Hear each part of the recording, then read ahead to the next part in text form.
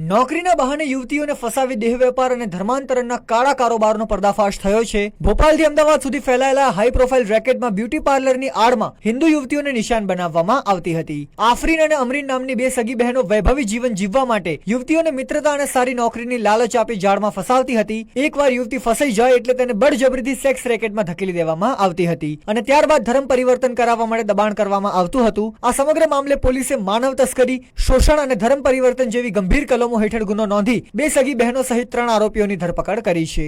માનવતાને શરમાવે તેવો આ ગંદો ખેલ હવે પોલીસ તપાસમાં વધુ કેટલા ખુલાસા કરે છે તે જોવા જેવું રહેશે।